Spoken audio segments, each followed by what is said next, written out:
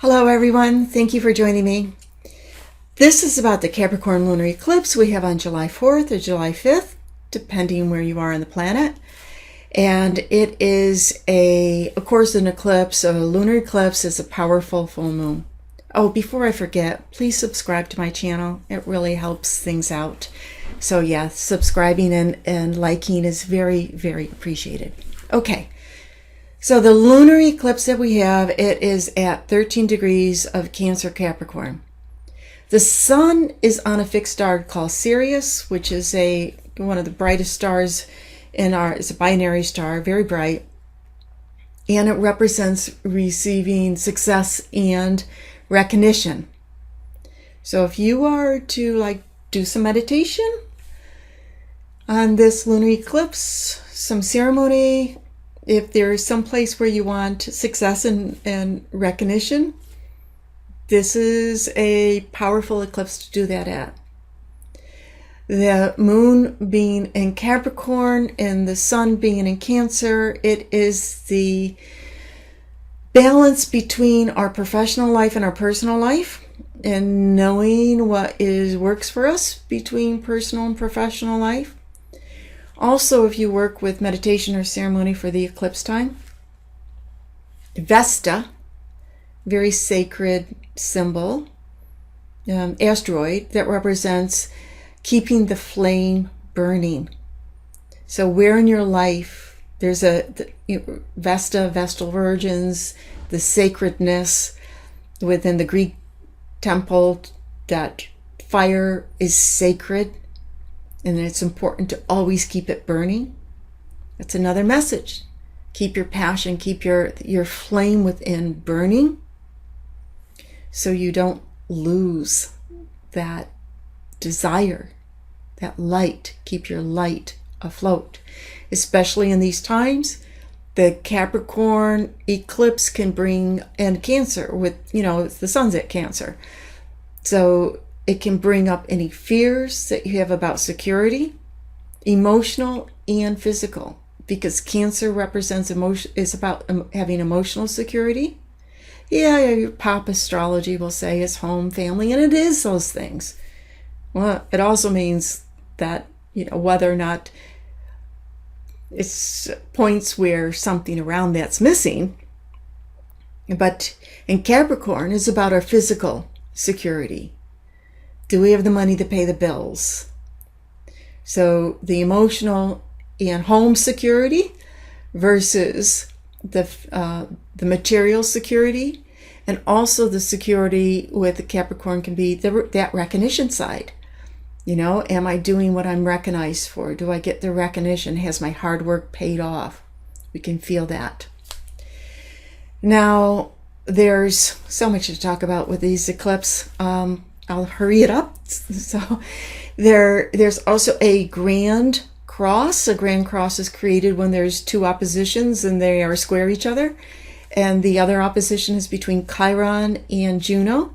Juno is known as the goddess of marriage, but it's also, the research has shown that it's also about community. Chiron, nicknamed Wounded Healer, do the communities that you are connected to, do you feel safe and secure within them?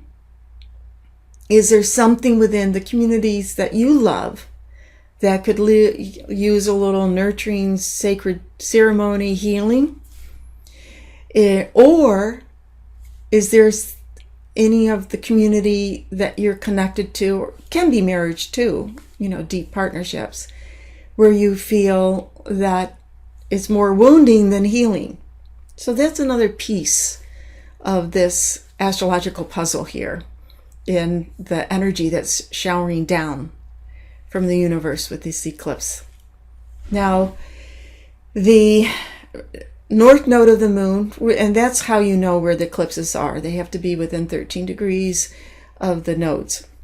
So the north node of the moon has gone into Gemini. So we will be following the ruler of Gemini, Mercury. And Mercury, this eclipse is in Cancer. It's still retrograde. So Mercury is thought and thinking. how we think about things. Cancer is how we feel. So there's this connection between our feelings impacting our mind and our mind impacting our feelings. Be conscious of that. The Saturn has also recently gone back into Capricorn. It's at 29 degrees, which means that it is the void planet. That as the moon goes around before it changes into another sign, the last planet it will aspect will be Saturn. So we're going along, and then Saturn comes up. And Saturn is like, oh, did you get everything done? What's the problem? Here's the difficulty. Here's the obstacle. Let's work through it. Have you planned it right? So it's a little bit of moving forward and then being confronted with this works and that doesn't work. We are also having the Jupiter, Pluto, Saturn conjunction in Capricorn, and we also have Pallas Athene with it now. Which is a very strong concept of I can do what I need to do by myself, that I can go after it, and all of that energy. And this has been going on for a while. Pluto square Aries, the goddess of discord. What does this mean? That there's a stirring coming and been bubbling, where we are not content. Aries, not content, angry, being left out of something. By what? Pluto being controlled, by Saturn, the restrictions, by Jupiter, knowing that there's so much we want to expand. So what could be expanding? Our desire to go our own way and do things ourselves. So there's this inner discord that can come up, and a frustration, but at the same time, it's like, okay, here's the limitations in life. When we go deeper into this particular energy, and by the way, Mars has just gone into Aries. Mars in Aries says, hey, just go for it. Go after what it is that you want. Find the track and go and make headway on it. Now,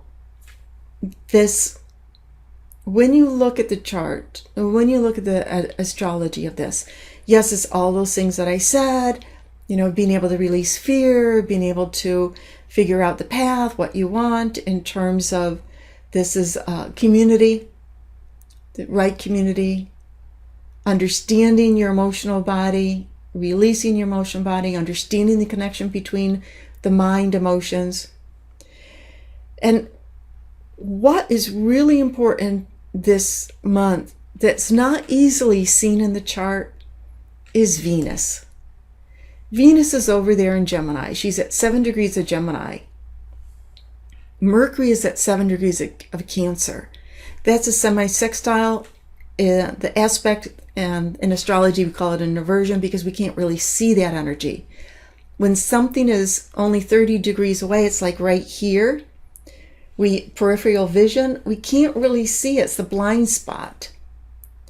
But it's vibrating. We can feel it, but it's vibrating. So Venus and Gemini, which is connected, Gemini is ruled by Mercury. And they're partile. When it's exact number, it's called partile. This vibration is, if we could only figure it out between Venus, what we love, what we desire, what will bring us happiness, what will bring us pleasure. Venus is what we desire, what brings us pleasure. The moon is about inner contentment. But Venus, it's like she wants to put a smile on her face. She wants to bring us happiness, that joy. But can't Mercury, the mind trying to figure it out, it's giving us help because it says you can figure it out through listening to your gut.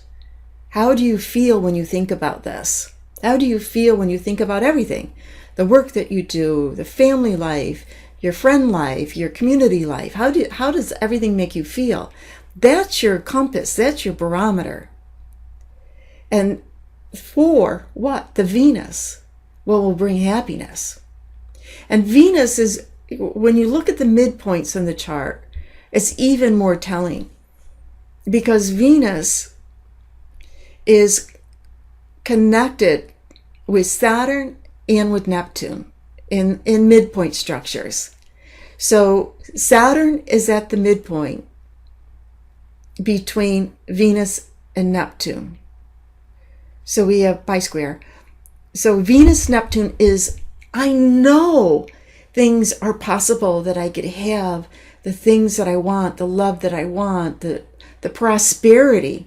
Venus wants us to be prosperous, right? She wants to be able to, say, hey, I can go on the web and order whatever I want and have it delivered to me. So Venus wants that abundance, that luxury in all aspects, just not material, all aspects of life. That feeling of, yeah, it's complete, it's abundant. And Neptune says, I know it's possible, but Saturn's there. And so Saturn is a little bit of a downer. It says, really? How much money do you have in your bank account? Really, where are you going to find that perfect relationship? Really, yeah, you have all these creative ideas about this art and this and that, but do you really have Saturn can be a bummer, because it points out the issues of what is the obstacle in order to have that dream of Neptune. Then Mars is at the midpoint between Venus and Saturn. So Venus and Saturn, when they work together, says, so first we have, expand the dream, this is the vision, and then Saturn comes in to help, not to hinder, to help. This says, okay, because Saturn, Venus says, just really know what's most important to you. Get rid of the extra stuff. Do you really need that? Do you really want this? What is your bottom line? That core energy, that core principle that will, when you have that, you feel happy.